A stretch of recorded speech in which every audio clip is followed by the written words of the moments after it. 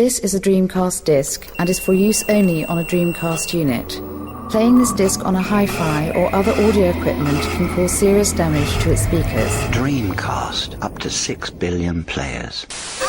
Welcome back to the stage of history. Why don't we play together? Hey, it's time to make some crazy money. Are you ready? Here we go!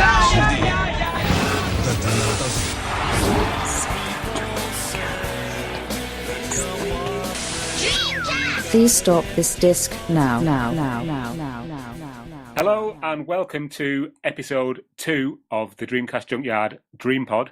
As ever, this is actually episode 3, but because we called the first episode 0, that basically after a couple of weeks we will stop saying that because there's no need and people will likely not even care anyway. However, welcome to the episode. My name is Tom and today I'm joined as ever by Rob. Hey guys.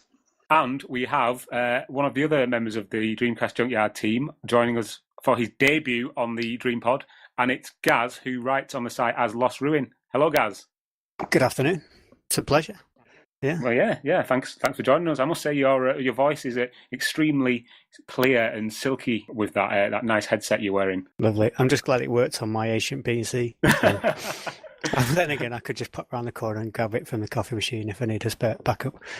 So. Is that the coffee machine that is run by Windows? Yeah, the coffee machine that's run by Windows is unbelievable. I just started jobbing in the garage, and I opened the coffee machine to fill it up with coffee, and it's powered by Windows. Can you believe it? Which Brilliant. Is probably more powerful than the PC I'm on right now. So.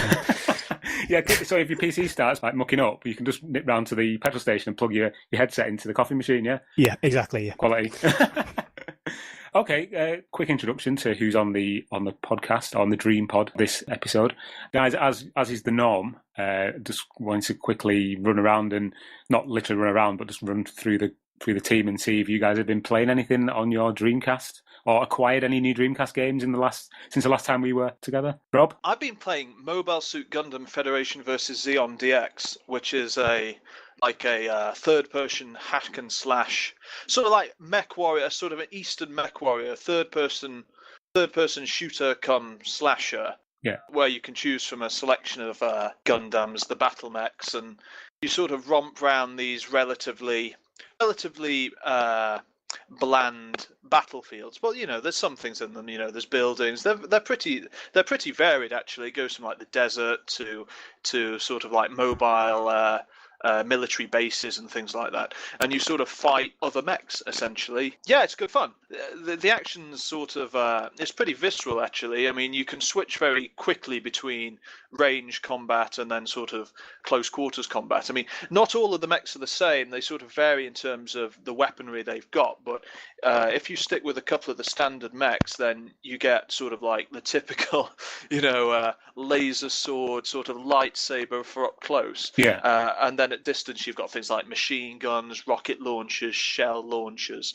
Yeah, and it's pretty good fun, to be honest. It's a rip copy. It's in Japanese, but again, it's one of those games, we were talking about this the other week, that's actually really quite accessible if you don't know any Japanese. Right. Look, I know a bit of Japanese, but Konnichiwa. Yeah. Konnichiwa indeed. But you can totally play this game without knowing anything, and it's very smooth, specifically if you look up online and you find out exactly what the options are you to play. So it's actually got a lot of different game modes, but it's something you can just put in and stick it on arcade mode and you can have a blast with it. Brilliant. Is it quite similar to something like Virtual On then? Or more like simulation-based version of Virtual On? It's simulation in terms of, I mean, it's a very fast-moving, the rounds will last about, I don't know, 3 minutes at most. I mean, you can cruise through them pretty quickly. It's not heavily tactical. You've literally you automatically lock on to any enemy that you come remotely in close quarters with, and then it's choose your weaponry, choose how you're going to attack it. You can sort of fly, all the most of the mechs have sort of jet thrusters, so you can sort of hover, let's say, or sort of hover for a period of time, and that sort of depletes as you use it. But it's pretty varied. It's pretty fun, That sounds pretty interesting. I don't think I've heard of that one. What about you guys? Have you been playing anything? Well, I've got my Dreamcast set up. bit of Crazy Taxi, I think. But I've been playing loads of NES stuff on it. I've got a nested DC disc. That's the emulator disc, yeah. Yeah, and pretty much it's got every single NES release and then a few extras as well. That's one of the things I love about the Dreamcast because it's so like versatile. There's so many different emulators and collections that you can get. It's fantastic. I mean, well, yeah, it's brilliant. I've been playing a bit of Donkey Kong. I mean, I gave my NES away up to you, Tom, wasn't it? Yeah, it was. Yeah, yeah. I gave my NES away in a few games. I thought, well, I found the disc a little while back, and I thought, brilliant! I'll go and play a bit of Donkey Kong and a bit of Mario, and without having to. And it saves a bit of money as well because I've never been really big into Nintendo. But I own every Nintendo game courtesy of this disc, which is brilliant. But apart from that, I've mainly been playing on the Xbox One. Yeah. Destiny, it's taken over my life. Oh yeah, so I saw something about that on Twitter. You and somebody else playing Destiny. I've not played that myself. Lee, Gunstar Hero. Yeah, I've acquired quite a few games. I've not really played them because I've been moving in the last week, so I've not actually had the chance to get the Dreamcast set up yet and sit through and play some of these games. But I have added quite a few to my collection since we last spoke. Mainly thanks to a guy whose videos I've featured quite a bit on the main site. He's a guy called PC Wizard. That's his like sort of online persona. He did the games that never were videos that I published on the Dreamcast Junkyard main site. He obviously, because he lives in America, he has got easy access to a lot of NTSCU games that are like 10 a penny on eBay US, but really expensive on eBay UK. So if there's anything I'm not using him as like a sort of a mule to get me. That's what it sounds like. I know. I've got to say. It's kind of exclusive because I send him like PAL games that he can't get. And then he sends me NTSC games that I can't get. So that's cool. He's got visions of him now getting strip search at the border for any DC games. Full cavity search for jewel cases. You found a jewel case where? No, so thanks to him, he sent me all of the NFL games. He sent me NFL 2K, 2K1, 2K2, and the college football game, which is NCAA 2K2. So thanks to him for those. He also sent me Matt Hoffman's BMX, which is like kind of like Tony Hawk's Pro Skater, but you're on a BMX. It uses the same engine as well, incidentally, and it's by the same developer, I believe. Did that not get a release? Because Dave Mirra was on the PAL version, wasn't it? Yeah, it was Dave Mirra and Matt Hoffman are the two totally separate games.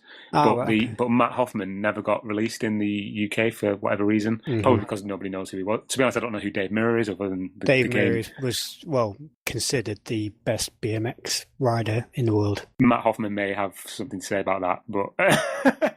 Dave Mirra always used to win at the X Games. Oh, did he? Oh. Yeah. He's Matt Hoffman, don't get me wrong, he's brilliant. I mean, I used to watch the X Games for Tony Hawk and things like that. But yeah, Dave Mirra is a beast. Oh, okay. Fair enough. You learn something every day. Apart from those games, he also sent me a burnt copy of Toe Jam and Earl 3. Yeah. Which allowed me to play this game for the first time, and it's actually really good. It's very reminiscent of the Mega Drive original, but obviously in 3D. Yeah. It got released, what was it, on the Xbox, wasn't it? The original Xbox. That's right, yeah. We did touch on this on the last episode. It got sort of cancelled mid-development for the Dreamcast. I assume, yeah. The last games I've got from a shop quite local to me. There's a chain of shops called Planet Games, and there's one near me where allegedly, well, it's not allegedly, it happened. A Dreamcast collector went in and took his entire collection and just kind of traded it in or sold it or something. And a couple of people mentioned this to me, and Katsu from Retro Collect also mentioned. So I thought, right, I'm going to go down and have a look. And lo and behold, there was just a massive amount of stuff in there, Dreamcast PAL stuff, in mint condition, really reasonably priced. So yesterday, in fact, I picked up JoJo's Bizarre Adventure, Capcom vs SNK, and Sonic Shuffle. Even though we talk about Sonic Shuffle on the last one about how bad it is, for £10 for the PAL bargain, version, yeah, bargain. That's a bargain. Yeah. In mint condition, condition shuffle, yeah.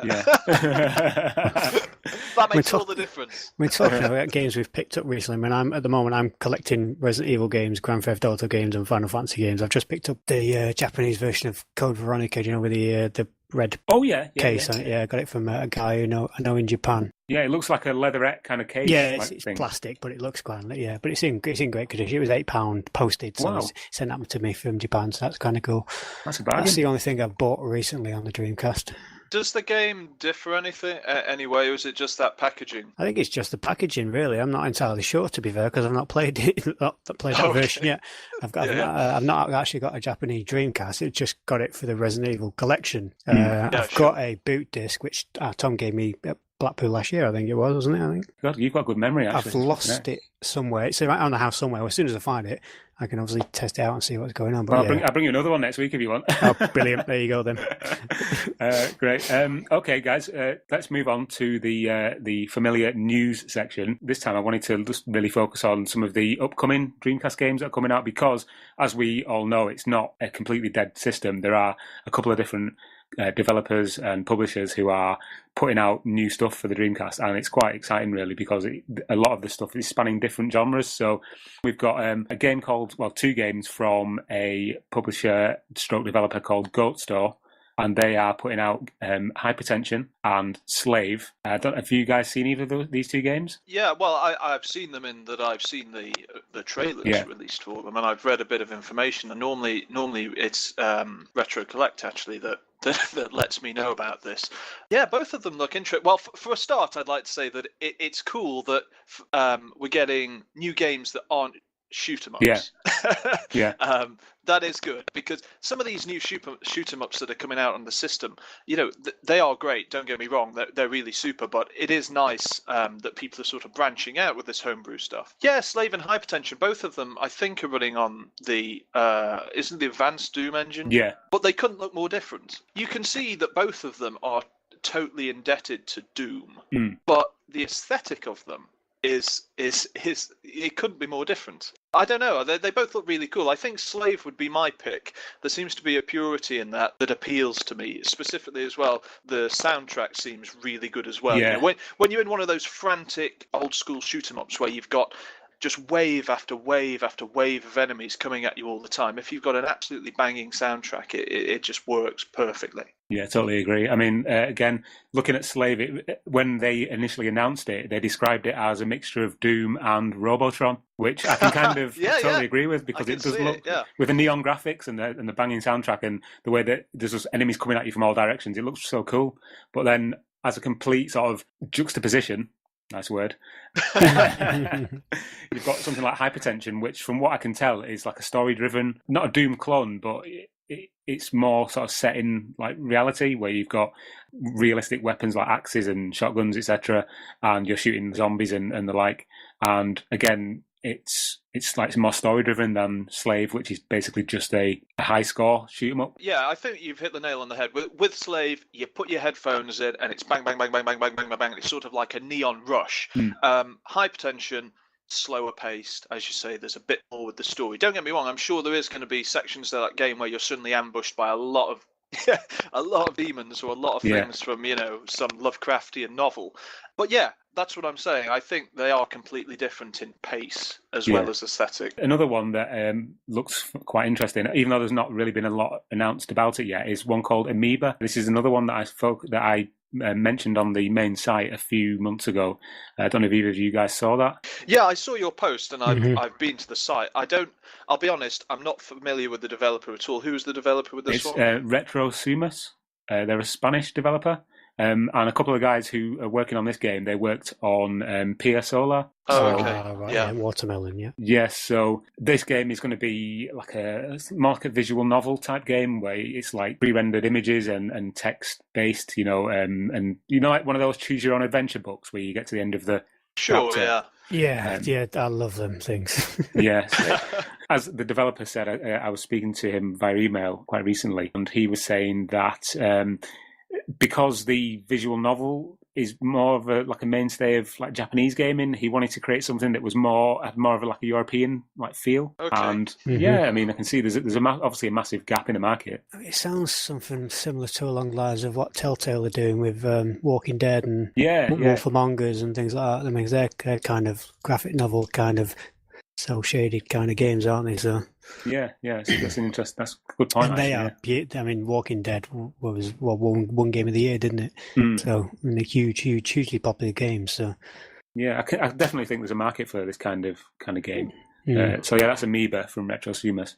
I hope I'm saying that right. Possibly the biggest one, and one we've mentioned again quite a lot on the site and on the previous episodes of the podcast, is Elysian Shadows from Elysian Shadows team and Falco Gurkis. Again, I mean, there's been so much written and said about this game, but if you look at the videos and look at the gameplay footage of it, it looks so impressive. It looks like a SNES game, but with like really up to date like lighting effects and like all the NPCs that you meet have all got something to say and they've all got independent lives that are going on. It's such an ambitious game. It's not a shame, but if this kind of thing had existed, this kind of effort had existed back when the Dreamcast was actually contemporary, how different could it have been? I mean, I know you've got things like Shenmue, but I don't know, what do you guys think about Elysian Shadows, if anything? I mean, it's one of them things, isn't it? It's a shame that people are making these games 20 years after the... Well, sorry. Is that the ice cream van in the background there? It is, yeah,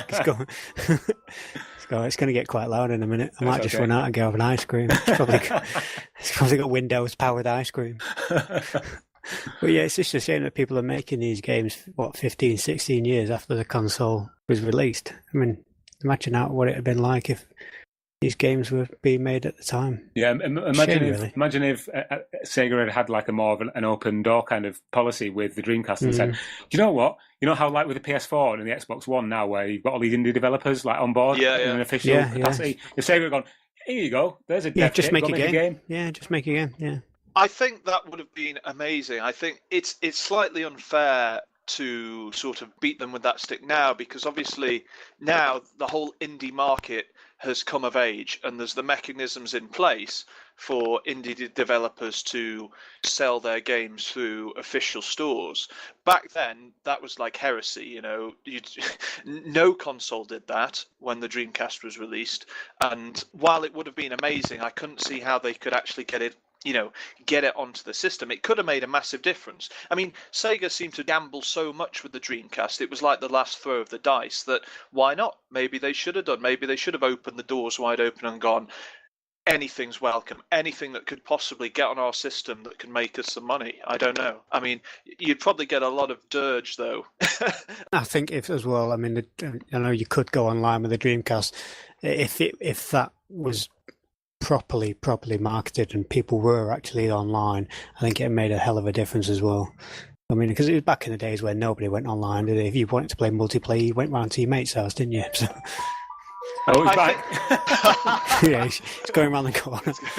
I think the thing with Elysian Shadows that impresses me most, I think it's what you've just said something similar, Tom, is that it's clearly this love letter to those SNES JRPGs, but crucially, they've actually evolved that format. That form of game seems to have been evolved here with Elysian Shadows. They're not just recreating Secret of Mana. They are changing it. They're making it better. The engine's better. The lighting's better. As you say with the NPCs, instead of having a couple of them who would say something of importance and then basically a load of statues or robots that said nothing or maybe very little thing. Now everyone's got something to say. So I think it'll be. I think that's really impressive that they're not sort of sitting on it and go, well, this was popular 20 years ago, so I'm sure it'll be popular again. I think that they've got to resell it to the modern gamer, really. Which could potentially be a bit of a problem because the modern gamer wants to play your Call of Duty, your Halo, and things like that. I mean, it's kind of hard. I know it's going to appeal to obviously people who from that generation who played the RPGs and that. It'll be a tough sell for the modern gamer, I would have thought. Yeah, and there's one other game as well which WhoCast has recently announced. Well, they've not announced what it is as of yet, as far as I know, but they have been teasing that they're working on a secret project. So whether that's just going to be another shooter or what, I don't know. But well, stay tuned. I'm sure we'll bring you news when it comes. Yeah. So plenty to look forward to coming on the Dreamcast. A new game coming out. Brilliant. Okay, let's move on. Okay, this is sort of a group discussion. We thought this week we'd look at games on the Dreamcast which were cancelled before and they were never released that we think were most interesting or had sort of the most potential to be great games. We've got a list here. It's not definitive, but it's got some real good ones on. We've got Colin McRae 2.0, Take the Bullet, Picasso, Midnight GT, Outcast, and Black and White. Yeah, it's a good list, and it covers a lot, a lot of different genres. Should we just sort of work down the list then and speak about each one in turn? Yeah, let's do that. Colin McRae, how hugely popular that was when it was released. I mean, Codemasters, the kings of racing games. I mean, they do what? Grid now, Formula One games. Yeah, kings. I mean, it was obviously a PlayStation release, wasn't it? Colin McRae 2.0. And that's what I think the Dreamcast needed. It needed it. I mean, we've got some decent racing games like Metropolis Street Racer, which went on to be hugely popular as PGR on the Xbox. Yeah. But I mean, a decent rally game. I mean, they've got Sega Rally 2, but it's not a patch on the original Sega Rally, unfortunately. No. It's nicely playable, but Colin McRae would have been a great release. It's a really strange story, actually, the story of Colin McRae 2 on the Dreamcast. Basically, as far as I know, it wasn't a direct port of the PlayStation version. It was a slightly enhanced version of the PC game with added things like real-time reflections and different lighting effects and all this kind of thing. But it was almost complete, and then it just kind of got pulled from the release lists. And by all accounts, I mean, I don't know how true this is. I mean, I've read this on, I think it was on an Assembler forum, Assembler Games forum, that there is actually a playable build of the game that's almost complete. It's actually in the hands of a private collector who won't release it. Wow. So, I mean, Rob, I don't know, have you seen anything of this? No, I'm afraid I haven't. This story is completely new to me. That sounds amazing. I've not heard of something like that before, where a private collector has bought out one of these abandonware and then essentially, not held it hostage, but refuses to let it into the public domain. I mean, again, I will say I don't know how true that is. So this is just something I read. Well, I mean, if he's bought it as an asset to maybe sell by not releasing it, it's going to be worth a lot more than it would be if he released it. Yeah. Unfortunately, it just depends what mindset he's in. Yeah, I mean, somebody listening to this might know more about this or have more accurate information than we do here with our and if you do, by all means, get in touch. Let us know on the site or on the Facebook page. Definitely, we want to know if you know anything. The next one on the list is Take the Bullet. Either of you two know anything about this one? No, never heard of that one, unfortunately. Interesting. This one was quite similar to the way that Colin McRae 2 is in the hands of a private collector. I believe there is another version of this that's in the hands of a collector. And what Take the Bullet was a game by a studio called, I think they were called Red Lemon, and it was a first-person shoot-'em-up, which allowed you to actually use the light gun, so you could walk around the stages with the joystick, the analog stick of the pad, and then you could use the Dreamcast light gun to shoot things on the screen. That immediately sounds two controls at once. It sounds awkward straight away, doesn't it? It does, yeah. It sounds a bit like Survivor as well. Gun Survivor on the PS1, Resident Evil Gun Survivor. Yeah, but I mean, it does show there are various images of this game running like all around the internet. I remember seeing it in like official Dreamcast magazine like years ago, and thinking it looked really, really interesting. Kind of like a mixture between. It almost has like a Max Payne style look to it. Of the characters and the world that you inhabit. It's all like tenement blocks and nicely designed interiors with like coffee tables and whatnot. So Take the Bullet. That was another one that kind of just vanished, and then. I mean, who was it? Rev Lemon. Do we know of any games that they've made before? Red Lemon. I don't think never heard of them. No, I don't think they worked on anything else. I think it was literally just that. I mean, I might be wrong again. If I am, then please, anyone listening, let us know. Okay, moving on. The next one is a game called Picasso. You guys heard of this one? No, I'm afraid I haven't. No. Crazy. To be honest, the only reason I know about so many of these is because I'm an absolute geek who just looks into like every single like little tiny facet of the Dreamcast.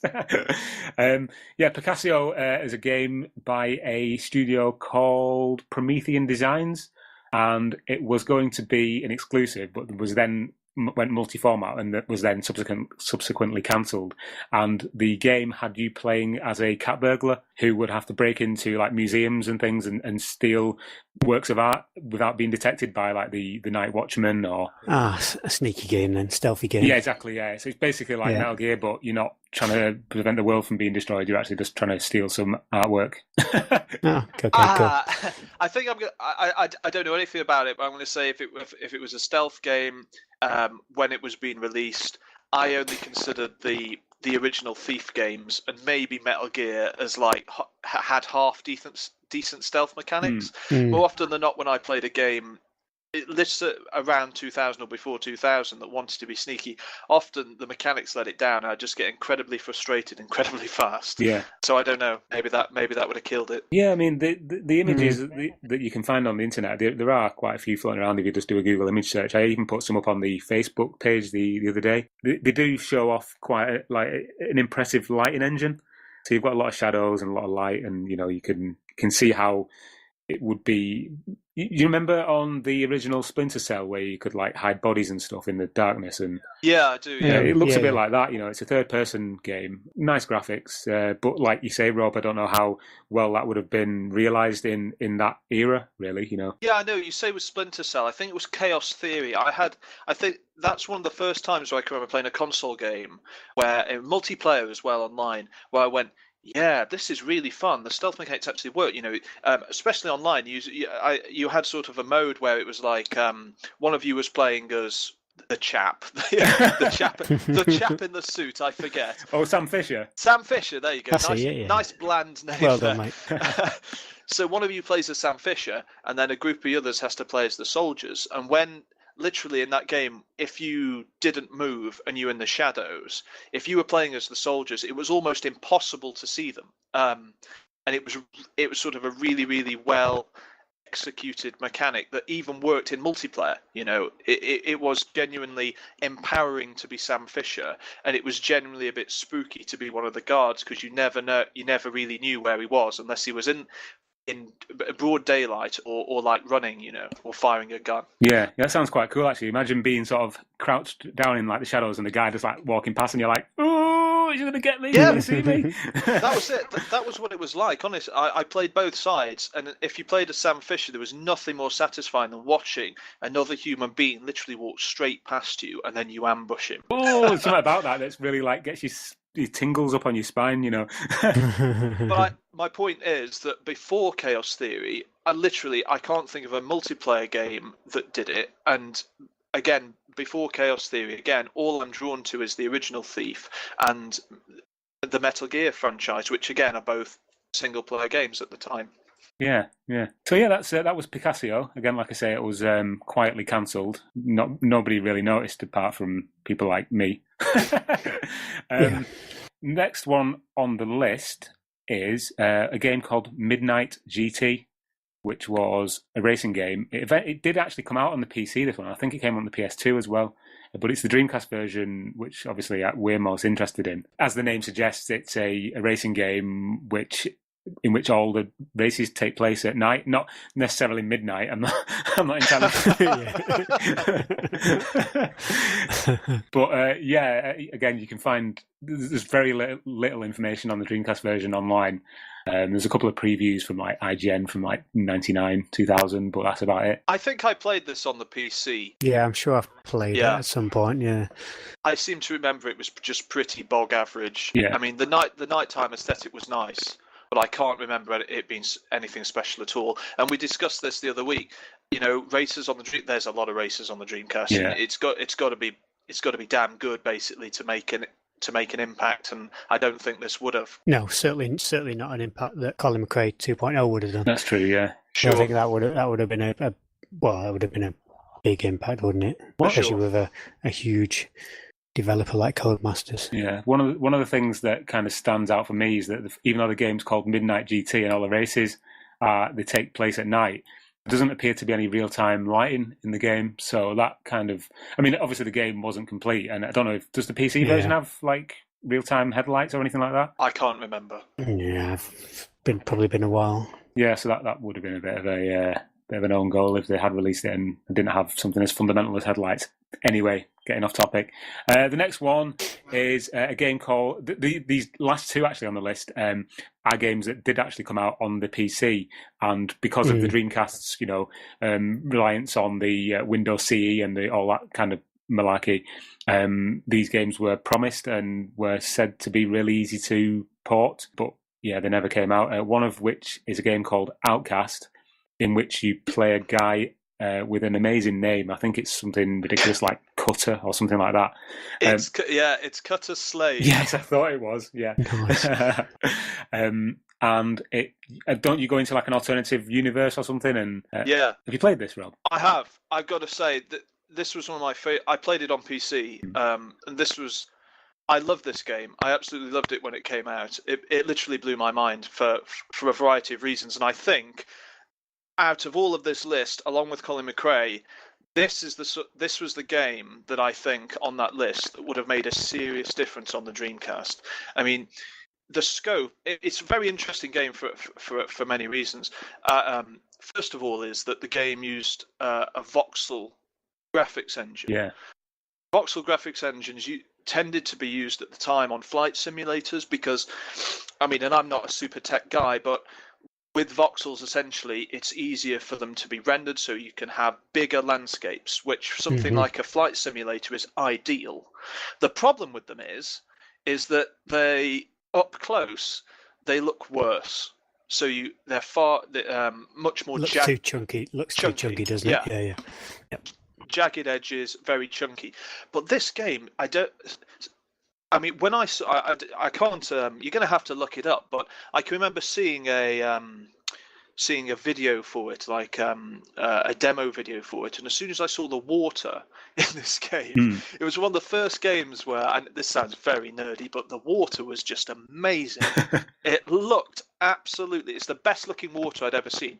And I saw this alien world. Yeah, you play this chap called Cutter Slade who gets transported to this other world, and when you're there, there's various different realms essentially of the world, and they're all connected with portals. Right. And it's a bit like Stargate. Did any of you see Stargate, the TV show? Yeah. I saw the movie. I love the movie's fantastic. I love it. It's brilliant.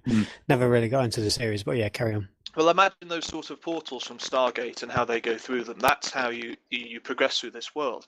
And it's a third-person action shooter, but the characters like the typical American, not Indiana Jones, bit of Indiana Jones, sort of, a bit of a rogue, a bit of a wisecracking American action hero with a name like Cutter Slade. It just works perfectly, doesn't it? And he's really sarcastic, and he's like, why am I here? All of my gear's lost. Oh no! And then he gets drawn into the politics of this world, and I won't go into it, but it's a detailed plot. There's factions, war. It's an open world. It's open world hub game, not open world like GTA today, but as I said, the different realms of this world are all accessible like a hub world, going through portals. And the musical score, again, this, along with the water, this blew me away. This is the first time I can remember a serious musical score coming with the game. This was the score comes from the Moscow Symphony Orchestra. What, on a separate disc? No. Within the game, right. I can remember that I love the score. So it's sort of very orchestral, very. Like Lord of the Rings has really sweeping orchestral music. Yeah. Very like that, and you've got this wonderful alien landscape. You've got this amazing score by the Moscow Symphony Orchestra, and the whole with the graphics, even the voxels. The water sold it for you. You could travel. You can get on. You can ride sort of. What are they called in Star Wars? The Tauntauns, are they? Are those the? Are those these like dinosaur type things that are in a lot of the screenshots? Yeah. I'm not looking at them now, but yeah, I think that they're like bipedal, like large dinosaur chicken things, bit like Tauntauns. But that's the point. You could get on those and you could ride them, and the large landscapes gave you this amazing feeling of freedom.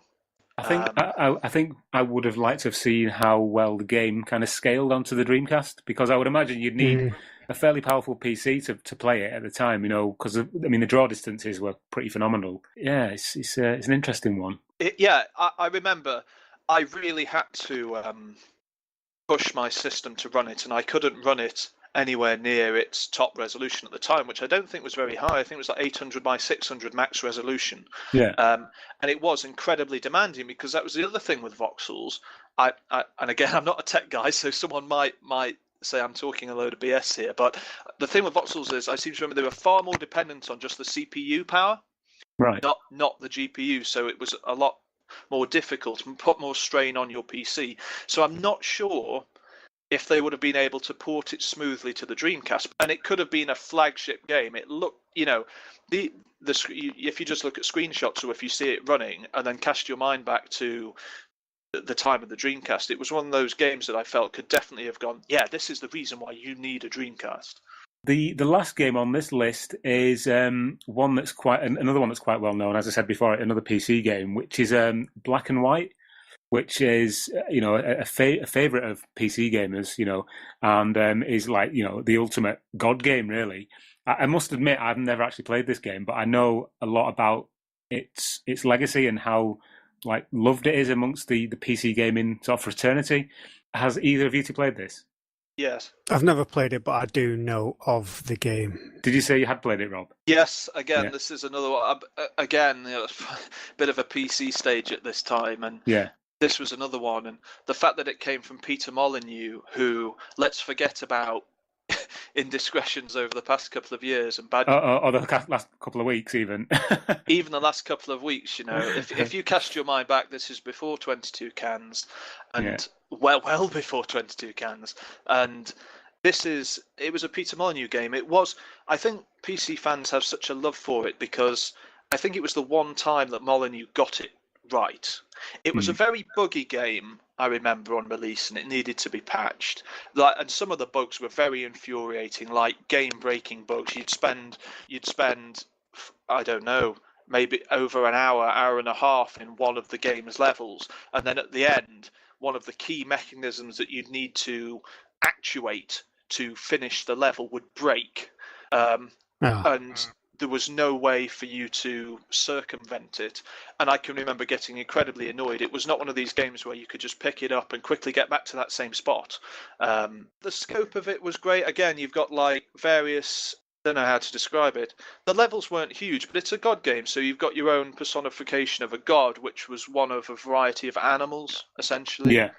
That got bigger and more powerful as your civilization got bigger and more powerful. But it had a sort of it had a typical English Molyneux-style charm and humour that you'd get in the Fable series that went on to be so successful.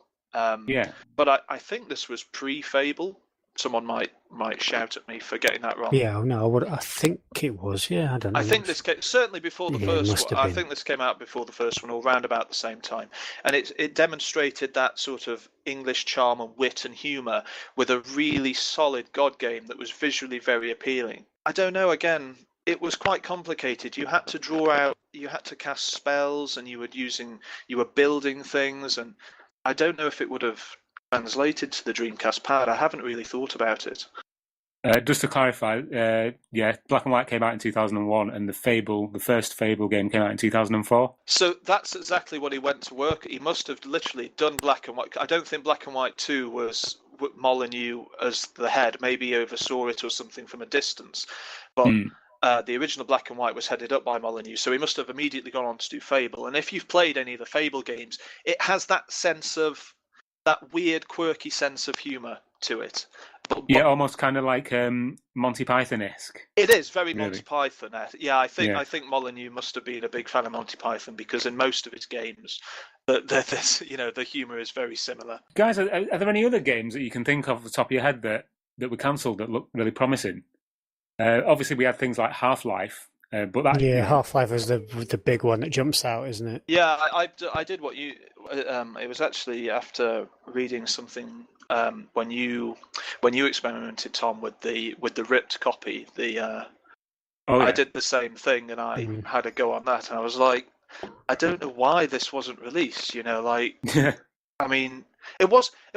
I remember. Sorry to sidetrack. I remember hearing Gary Whitta, who's now a screenwriter, but when Half-Life was originally released, he was editor of PC Gamer, the UK edition, and he tells a story where he remembers the people developing Half-Life come up to him, the editor, and they're like, we want to have our game on the cover of PC Gamer, and he's like, Half-Life?